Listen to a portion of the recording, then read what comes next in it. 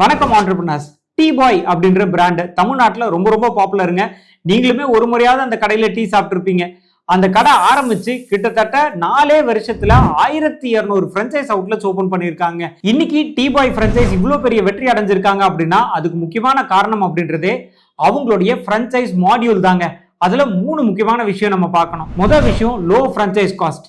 இந்த initial franchise ஃபீன்றது மற்ற brand எல்லாம் பார்த்தீங்கன்னா 8 லட்சம் 10 லட்சம்லாம் வாங்குவாங்க. ஆனால் டீ பாய் பிரான்சைஸ் பொறுத்த வரைக்கும் இந்த இனிஷியல் பிரான்சைஸ் ஃபீன்றது வெறும் 2,49,000 ரூபா மட்டும்தாங்க. இதன் மூலியமா யார் வேணாலும், அதாவது பிசினஸ் ஆரம்பிக்கணும்னு ஆசை இருக்கு ஆனா பெருசா இன்வெஸ்ட்மெண்ட் எல்லாம் கையில இல்லை அப்படின்னு நினைக்கிறவங்க கூட இந்த டீ பாய் பிரான்சைஸை எடுக்க முடியும். Number 2, zero royalty.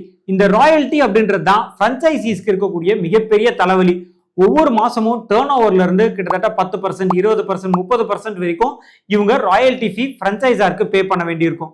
ஆனா இந்த டீ பாய் பிரான்சைஸ் பொறுத்த வரைக்கும் ராயல்ட்டியே கிடையாதுங்க. இது 2வது முக்கியமான காரணம். Number 3, product supply.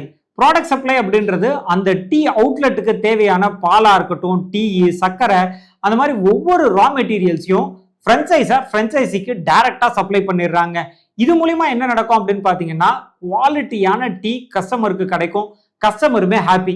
இதுதாங்க அவங்க வெற்றிக்கான முக்கியமான காரணமே. சரிங்க, நீங்களுமே டீ பாய் பிரான்சைஸ் எப்படி அவங்களோட பிசினஸ பிரான்சைஸ் மாடியூலா மாத்தினாங்களோ அதே மாதிரி நீங்க உங்களோட பிசினஸுமே பிரான்சைஸா மாத்த முடியுங்க. அதுல ஏதாவது உங்களுக்கு சந்தேகங்கள் இருக்கு அப்படின்னா மேல இருக்கக்கூடிய நம்பர் கான்டாக்ட் பண்ணி நீங்க ஒரு கன்சல்டேஷன் புக் பண்ணிட்டீங்க அப்படின்னா உங்களுடைய பிசினஸை எப்படி பிரான்சைஸா மாத்துறது அதோடைய டீடைல் கன்சல்டேஷன் உங்களுக்கு ப்ரொவைட் பண்றோம். சரிங்க, இன்னும் ஒரு சிலருக்கு சந்தேகம் இருக்கும், நான் என்னோட பிசினஸை பிரான்சைஸா மாத்தினா அதுல என்னென்னலாம் அட்வான்டேஜஸ் இருக்கு அப்படின்னு. நிறையவே அட்வான்டேஜஸ் இருக்கு, ஒன்னொன்னா பார்த்துடலாம். Number 1, rapid expansion. நம்மளுடைய பிரான்ச் ஆஃபீஸை மல்டிபிள் லொகேஷன்ஸ்ல ஆரம்பிக்கணும் அப்படின்னா அது பெரிய சிரமமான ஒரு காரியமா இருக்கும். அதுவே நம்மளோட பிசினஸை பிரான்சைஸ் மாடியூலா மாத்திட்டோம் அப்படின்னா பிரான்சைசிஸ் அந்த பொறுப்பு ஏத்துப்பாங்க. மல்டிபிள் லொகேஷன்ஸ்ல டக்குன்னு உங்களுடைய அவுட்லெட்ஸ் ஓபன் ஆயிடும். நம்பர் 2, பிராண்ட் வேல்யூ இன்க்ரீஸ் ஆகுங்க.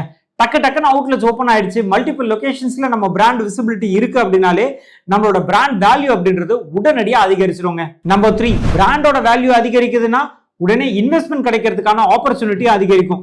பெரிய இன்வெஸ்ட்மெண்ட் எடுத்துட்டோம்னு வச்சுக்கோங்களேன், கட்டாயம் நம்மளோட பிராண்டை இன்டர்நேஷனல் லெவல்ல எடுத்துட்டு போக முடியுங்க. Number 4, less investment cost. நம்மளே போய் ஒவ்வொரு ஊர்லயும் அவுட்லெட்ஸ் ஓபன் பண்ணணும் அப்படின்னா அதுக்கான இனிஷியல் இன்வெஸ்ட்மெண்ட் காஸ்ட், ஆபரேஷனல் எக்ஸ்பென்சஸ்னு நிறைய செலவு இருக்குங்க. அதுவே பிரான்சைஸ் மாடியூலா மாத்திட்டோம் அப்படின்னா பிரான்சைசிஸ் இந்த செலவு எல்லாத்தையும் பார்த்துப்பாங்க. நம்ம செலவு இல்லாம நிறைய அவுட்லெட்ஸ் உடனடியா ஓபன் பண்ண முடியுங்க. நம்பர் 5, கடைசியா லாபம் அதிகரிக்குங்க. நம்ம இனிஷியல் பிரான்சைஸ் காஸ்ட் வாங்குவோம், ராயல்டி, ப்ராடக்ட் காஸ்ட்னு மல்டிபிள் சோர்ஸ் மூலியமா நம்மளுக்கு இன்கம் வர ஆரம்பிக்கும். அது மூலியமா நம்மளோட பிசினஸ் உடைய லாபம் அதிகரிக்கும். சரிங்க, இன்னைக்கு இந்த வீடியோ மூலமா டீ பாய் எப்படி தங்களோட பிசினஸை பிரான்சைஸ் மாடியூலா மாத்தினாங்க அப்படின்றத பத்தி பார்த்திருந்தோம். அதே மாதிரி உங்க பிசினஸை பிரான்சைஸா மாத்துறதுனால என்ன அட்வான்டேஜ் அப்படின்றதையும் பார்த்திருந்தோம். அடுத்து எப்போ நீங்க பிரான்சைஸா மாத்த போறீங்க கமெண்ட் பண்ணுங்க.